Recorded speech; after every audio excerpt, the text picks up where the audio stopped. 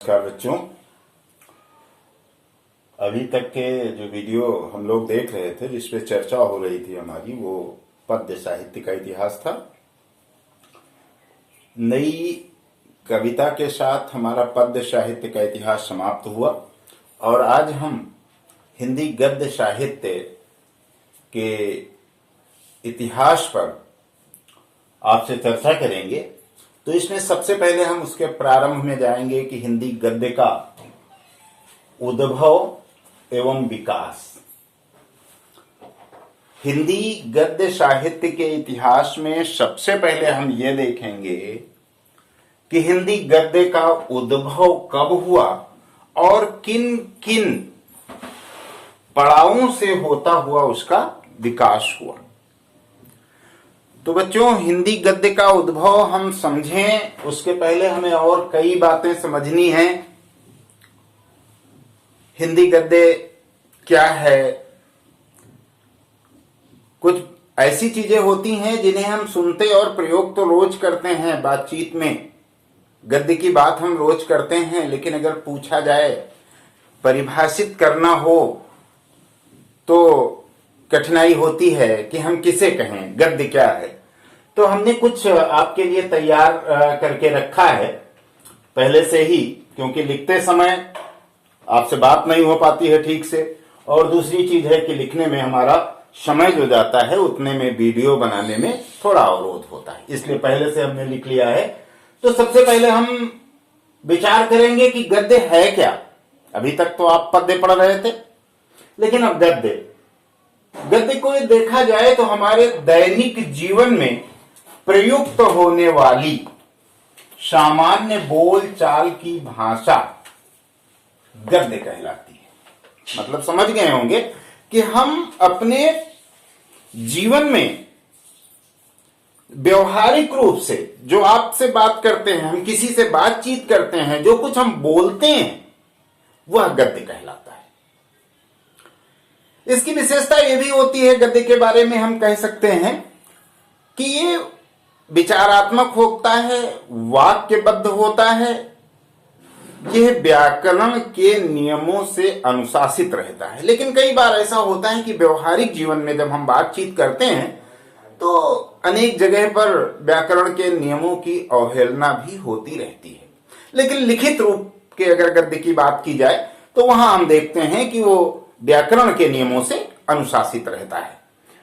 तो सीधी सी बात यह है कि जो कुछ भी हम अपने दैनिक जीवन में बातचीत के माध्यम से अपने विचारों को प्रकट करते हैं, जो कुछ हम बोलते हैं, वह सब गद्य कहलाता है। दूसरी चीज अब आती है भाषा की, कि भाषा क्या है। तो बच्चों, भाषा संस्कृत की भाष धातु से बना है, जिसका मतलब ही होता है बोलना, कहना या बोला जाए। यह होता है भाष का अर्थ, उसी से बना है भाषा। तो भाषा का तात्पर्य हुआ सीधा कि हम जो कुछ बोलते हैं, जो हम बातचीत करते हैं, जब हम अपने विचारों को, अपनी भावनाओं को दूसरे तक पहुंचाते हैं, तो यह भाषा होती है। इसे अगर हम परिभाषित करने के लिए बात करें आपसे, तो हम कह सकते हैं कि विचारों और भावों की अभिव्यक्ति के माध्यम को भाषा कहते हैं। मतलब साफ है कि विचार हमारे अंतःकरण में, हमारे मन में जो विचार उठते हैं, जो कुछ हम सोचते हैं, जो कुछ हम कल्पना करते हैं, और जो हमारे अंदर की भावनाएं होती हैं, इन सब को हम दूसरों तक कैसे पहुंचाएं, ये जो पहुंचाने का माध्यम होता है, इसी को भाषा कहते हैं। समझ गए होंगे आप। मान लीजिए हमें एक बहुत अच्छी बात कोई मालूम है, हमें कोई अच्छा सा श्लोक मालूम है, उसका गुण मालूम है, तो जब तक कि हम उस श्लोक को, उसके गुण को आप तक पहुंचा नहीं पाएंगे, आप उसका कोई लाभ नहीं उठा सकते। तो आप तक पहुंचाने का जो माध्यम है वो भाषा है। इसके लिए एक विशेष और बात को ध्यान रखना है कि अभिव्यक्ति का माध्यम तो सबके पास होता है। पशु पक्षी चिड़िया जो भी होते हैं अपनी बात को दूसरों तक पहुंचा देते हैं, अपने भाव और विचार। लेकिन यहां हम मानवेतर प्राणियों को इसमें शामिल नहीं करते हैं। हम भाषा को केवल मानव के ही संबंध में मानते हैं, जो एक किसी क्षेत्र विशेष के लोगों के द्वारा बोली जाती हो और वह अपने विचार अपनी भावनाएं दूसरों तक पहुंचा देते हैं। तो जब कभी हम अपनी बात आपसे कर रहे होते हैं, हम देखते नहीं है भाषा को, क्योंकि यह भाषा का जो स्वरूप है वो अमूर्त होता है, किसी को दिखाई नहीं देता। लेकिन फिर भी हम अपने अंतर मन की बात आप तक पहुंचा देते हैं। हमको भूख लगी है तो हम आपसे भोजन मांगते हैं। अगर हम न मांगे तो आपको पता कैसे चलेगा कि हमें भूख लगी है। तो ये जो हम अपनी भूख वाली बात को आप तक पहुंचाते हैं, अपने विचार आप तक पहुंचाते हैं, इस पहुंचाने का जो साधन है, जो वहन करने की शक्ति है, वही भाषा कहलाती है। तो इस तरह से आप समझ सकते हैं कि भावों और विचारों की अभिव्यक्ति के माध्यम को भाषा कहते हैं। तो दो बातें हमने समझ ली। आप लोग चाहेंगे तो इसको नोट भी कर लेंगे। मैंने काफी इसमें भी समझाने का प्रयास किया है जो मुझसे बन पड़ा है। अब दूसरी चीज अगर देखें तो इसी भाषा के क्रम में हम आते हैं और गद्य को समझने से पहले हमें जानना होगा कि हिंदी भाषा के विविध रूप कौन से हैं, कौन कौन सी भाषाओं में गद्य की शुरुआत हुई है, हिंदी के अंतर्गत क्या कौन कौन सी उपभाषाएं और बोलियां आती हैं, इस पर भी हमें चर्चा करनी है। तो आप यहां देख रहे होंगे हिंदी भाषा के विविध रूप। तो रूप को हम क्षेत्रीय बोलियां भी कह सकते हैं। जैसे हम हिंदी के अंतर्गत तमाम सी आपने देखा होगा रामचरितमानस भी पढ़ते हैं, हिंदी वो भी है, अवधी में लिखा है। वहीं हम सूरदास जी की रचनाएं पढ़ते हैं, उनके पद पढ़ते हैं, तो वो ब्रज भाषा में लिखी हैं। आप उसको भी देखते हैं, वो भी हिंदी है। तो चाहे वो ब्रज भाषा सूरदास के पद आप पढ़ते हों, चाहे रामचरितमानस पढ़ते हों, चाहे और भी कई ऐसे आज की जो छायावादी रचनाएं हैं, कह सकते हैं आप कामायनी है, या आज जो भी कुछ हम पढ़ते हैं वो खड़ी बोली होता है। तो ये बताने के लिए कि इन बोलियों का क्या महत्व है, बोलियां आखिर कभी हम खड़ी बोली, कभी अवधी, कभी ब्रज, इनका नाम लेते हैं। क्यों इनका नाम लेते हैं? आखिर हम बोलते तो हिंदी ही हैं, फिर इन सबका अलग अलग क्या मतलब है? तो इस संबंध में हम आज ये जानेंगे सबसे पहले कि इन बोलियां, ये बोलियां क्या हैं। तो बच्चों ये बताएंगे हम कि बोली किसी सीमित क्षेत्र के लोगों के द्वारा अपने व्यवहारिक जीवन में प्रयुक्त होने वाली, बोलचाल के रूप में प्रयुक्त होने वाली जो भाषा होती है उसे बोली कहते हैं। इसका क्षेत्र बहुत सीमित होता है और बोली में कोई साहित्य नहीं लिखा जाता। जब कोई बोली अपने क्षेत्र से थोड़ा व्यापक हो जाए और उसमें साहित्य रचना होने लगे तो वही बोली विभाषा बन जाती है। और फिर विभाषा जब बड़े स्तर पर, बहुत ही व्यापक स्तर पर प्रयोग में लाई जाने लगती है तो वो भाषा बन जाती है। तो हिंदी हमारी भाषा है, लेकिन उस हिंदी की हमारी 5 उपभाषाएं आप देख सकते हैं कि हिंदी की 5 उपभाषाएं हैं। मुख्य रूप से हम 2 ही उपभाषाओं की चर्चा आपको समझाएंगे, वैसे हमने सब 5 लिख दी हैं यहां पर। तो पहली है पश्चिमी हिंदी, दूसरी है पूर्वी हिंदी, यानी पूरे हिंदी क्षेत्र को 2 ही भागों में बांटा गया। तो इस तरह से अगर देखा जाए तो पश्चिमी हिंदी की 5 बोलियां और पूर्वी हिंदी की 3 बोलियां, कुल मिलाकर के 5, 3, 8 बोलियां होती हैं जो हिंदी का प्रतिनिधित्व करती हैं, यानी जो हिंदी के अंतर्गत आती हैं। इन सभी बोलियों का मतलब हिंदी से ही होता है। इसके साथ अगर हम पूरे हिंदी क्षेत्र पर विचार करें तो उसमें एक राजस्थानी हिंदी भी होती है, राजस्थान क्षेत्र में।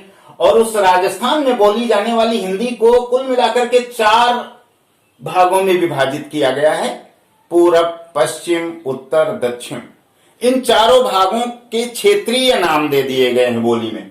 जैसे जो राजस्थान का पश्चिमी क्षेत्र है, मारवाड़ी क्षेत्र है, और वहां पर जो हिंदी बोली जाती है वो मारवाड़ी हिंदी कहलाती है। पूर्वी क्षेत्र की जयपुर के आसपास जो बोली जाती है वो जयपुरी हिंदी कहलाती है, या पूर्वी राजस्थानी कह सकते हैं। मेवाती ये राजस्थान के उत्तरी क्षेत्र में बोली जाती है, और अंतिम जो मालवी है वो राजस्थान के दक्षिण क्षेत्र में जो बोली बोली जाती है वो मालवी है। तो इस तरह से राजस्थान में 4 हो गई, मारवाड़ी, जयपुरी, मेवाती और मालवी। अब आते हैं बिहारी हिंदी। बिहार में भी हिंदी बोली जाती है, उसके भी 3 रूप हमें देखने को मिलते हैं। वो क्या है? मगही, मैथिली, भोजपुरी। और एक और हिंदी हमारे सामने है, वो है पहाड़ी हिंदी। ये विशेष करके उत्तरांचल क्षेत्र में बोली जाती है, कुमायूं और गढ़वाल क्षेत्र विशेष में। तो कुमायूं में जो बोली जाती है कुमायूनी, और गढ़वाल क्षेत्र में बोली जाने वाली हिंदी को गढ़वाली हिंदी कहते हैं। इसके अलावा नेपाल में भी बोली जाती है। कुछ और भाग हिमाचल प्रदेश का है, वहां पर भी ये हिंदी, पहाड़ी हिंदी बोली जाती है। अब आते हैं पश्चिमी और पूर्वी हिंदी, जिससे हमारा सरोकार है, जिसके बारे में हमें ज्यादा विशेष रूप से जानना है। तो सबसे पहले पश्चिमी हिंदी। ये पश्चिमी हिंदी का क्षेत्र जो है, उसमें सबसे महत्वपूर्ण जो बोली है वो है खड़ी बोली। लेकिन बच्चों, खड़ी बोली आज बहुत व्यापक स्तर पर पहुंच चुकी है। उसमें प्रचुर मात्रा में साहित्य रचा गया है, और आज भी उसमें साहित्य रचा जा रहा है। यहां तक कि आज जितनी भी पत्र पत्रिकाएं प्रकाशित हो रही हैं, जो भी पुस्तकें हैं, ज्ञान विज्ञान की, इतिहास भूगोल की जितनी भी पुस्तकें हैं, जो भी साहित्य आज सृजित हो रहा है उत्तर भारत में, वो सब इसी खड़ी बोली में हो रहा है। इसलिए खड़ी बोली कभी बोली थी, और उस समय ये केवल दिल्ली, मेरठ और सहारनपुर के आसपास बोली जाती थी। दिल्ली, मेरठ और सहारनपुर जिलों के आसपास बोली जाती थी खड़ी बोली। लेकिन धीरे धीरे इसका इतना व्यापक प्रचार प्रसार हो गया, व्यापक स्तर पर हो गई, कि आज ये भाषा, और भाषा ही नहीं, राष्ट्रभाषा का रूप ले चुकी है। अब दूसरी बोली की अगर बात करें, तो खड़ी बोली के बाद जो दूसरी सबसे महत्वपूर्ण बोली है, वो भी जो भाषा बन चुकी है, विभाषा बन चुकी है, वो है ब्रज भाषा। बच्चों, मथुरा, आगरा और उसके समीपवर्ती क्षेत्र में इस भाषा का प्रचलन है। आज भी वहां ये बोली जाती है, और भक्ति काल का अधिकांश साहित्य, भक्ति काल से लेकर के और आधुनिक युग के द्विवेदी युग तक आप कह सकते हैं, इसी ब्रज भाषा में साहित्य सृजन होता रहा है। ब्रज भाषा अपनी मिठास के लिए प्रसिद्ध है, और इसके प्रतिनिधि कवि आप कह सकते हैं महाकवि सूरदास जी को। और तीसरी जो पश्चिमी हिंदी की बोली है वो है हरियाणवी। हरियाणवी को बांगरू भी कहते हैं। इस बोली का भी अपना महत्व है, लेकिन इसमें प्रचुर मात्रा में साहित्य रचना नहीं हुई है। और ये जो चौथी है पश्चिमी हिंदी की, वो है कन्नौजी। कन्नौज और उसके आसपास बोली जाती है। बुंदेलखंडी, जैसा कि आप जान रहे हैं, बुंदेल क्षेत्र में झांसी, ललितपुर और उसके आसपास के जिलों में बोली जाती है बुंदेलखंडी। पूरे बुंदेलखंड क्षेत्र में बोली जाती है। तो ये सभी पश्चिमी हिंदी हैं, लेकिन उनमें 2 ही सर्वाधिक प्रसिद्ध मान सकते हैं। उसमें सबसे पहले नंबर पर खड़ी बोली और फिर ब्रजभाषा आती है। और अब देखें पूर्वी हिंदी, उसके अंतर्गत 3 बोली आती हैं, अवधी, बघेली और छत्तीसगढ़ी। अवधी, जैसा कि आप जानते हैं, अवधी हमारे ही क्षेत्र की बोली है। हम लोग अपने घरों में, गांव में जो वार्तालाप करते हैं, जो बातचीत करते हैं, वो प्राय अवधी की होती है। हाँ, ये बात अलग है कि आजकल जो पढ़े लिखे लोग हैं वो घर से बाहर निकलते ही अवधी का जामा उतार कर रख देते हैं और खड़ी बोली में आ जाते हैं। क्योंकि अवधी बोलना, अवधी में मिठास अवश्य है, लेकिन अवधी बोलना लोग अपनी तौहीन सी समझने लगे हैं, उसकी मिठास को नहीं। बल्कि वे अपने स्टैंडर्ड को कम नहीं करना चाहते। इसलिए अवधी क्षेत्र में भी लोग खड़ी बोली बोल रहे हैं। बाराबंकी, फैजाबाद, बहराइच, लखनऊ, ये सारा का सारा क्षेत्र अवधी के अंतर्गत आता है। बघेली, ये बघेल क्षेत्र की पूरी बोली है। और छत्तीसगढ़ी, आप इसके नाम से ही पता लगा सकते हैं। छत्तीसगढ़ एक राज्य भी अलग हुआ है, छत्तीसगढ़ से नाम से बना है 2000 के आसपास। तो उस छत्तीसगढ़ क्षेत्र में, उस प्रदेश में जो बोली बोली जाती है वो छत्तीसगढ़ी है। तो इस तरह से आप लोग समझ गए होंगे कि हिंदी के विविध रूप हैं। इन सबको हमने यहां क्यों बताया, इस पर भी आप विचार करेंगे। इनके बताने के पीछे मेरा एक मकसद है कि हम कहीं कहेंगे कि हिंदी की शुरुआत राजस्थानी से हुई तो आप चौंक जाएंगे कि भाई राजस्थानी से हुई तो वो हिंदी कहां है।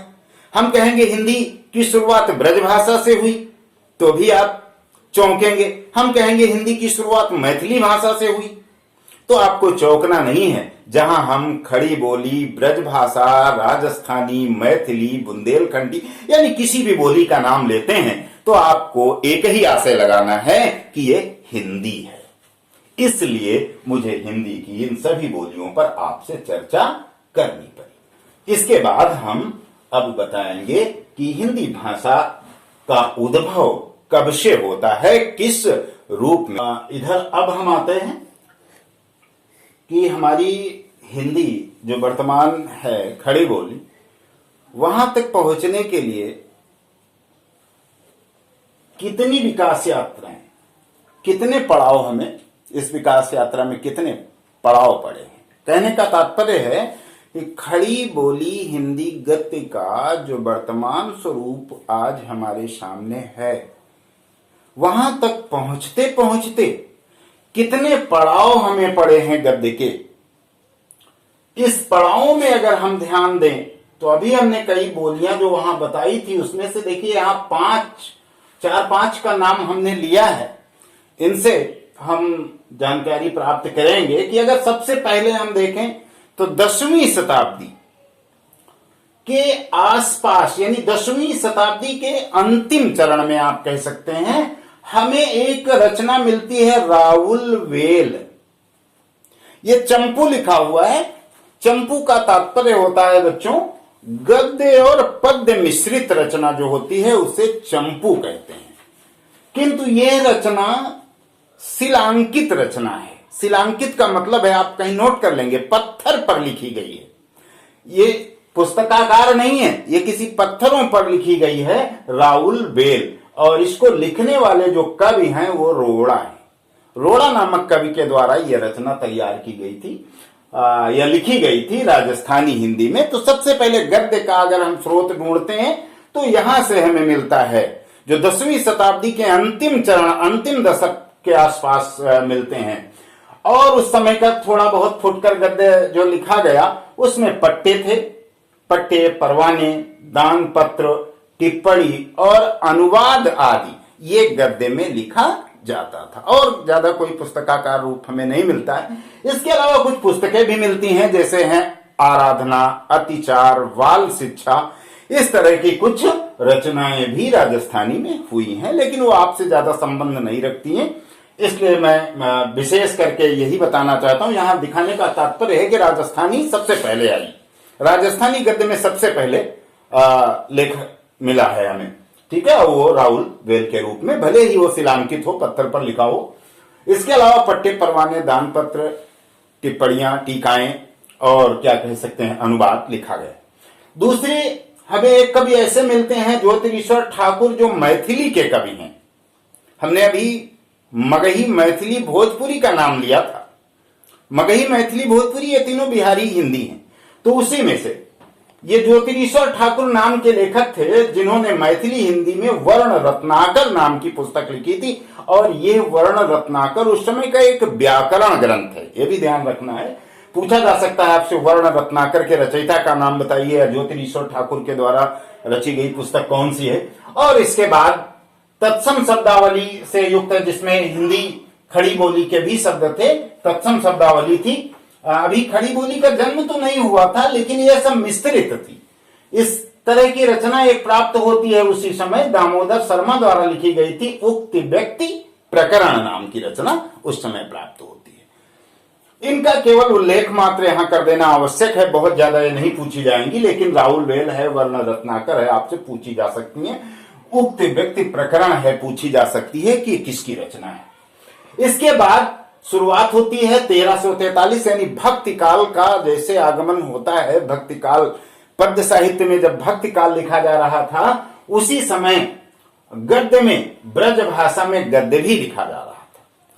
इसके लिखने वाले वल्लभाचार्य जी के पुत्र और उनके शिष्य थे जिनके द्वारा यह लिखा गया। वल्लभाचार्य जी के पुत्र विठलनाथ जी, उन्होंने उस समय श्रृंगार रसमंडल नाम का ग्रंथ लिखा और उनके जो पौत्र थे गोकुलनाथ जी, उन्होंने 84 वैष्णवन की वार्ता और 252 वैष्णवन की वार्ता नाम से अलग अलग 2 पुस्तकें लिखी। इसमें वैष्णव संतों का जीवन चरित्र दिया गया है, ये कह सकते हैं ऐतिहासिक की पुस्तकें हो गई हैं। और उसी समय के एक प्रसिद्ध लेखक नाभादास थे जिन्होंने अष्टयाम नाम की रचना की है। ये सभी रचनाएं ब्रज भाषा गद्य में है। एक और लेखक को हम देखेंगे वैकुंठ मणि शुक्ल अगहन महात्म्य एवं वैशाख महात्म्य नामक 2 रचनाएं लिखी हैं। उस समय का साहित्य ज्यादातर धार्मिक था, यह आपको मानकर चलना पड़ेगा कि ब्रज भाषा एक तरह से धार्मिक क्षेत्र की तो है ही, ब्रज की है, श्री कृष्ण जी की जन्मभूमि मथुरा और उसके आसपास की बोली है, तो एक धार्मिक नगरी भी है कह सकते हैं। और ये वहां से संबंधित एक तरह से धार्मिक भाषा कह सकते हैं क्योंकि धार्मिक रचनाएं इसमें ज्यादा हुई हैं।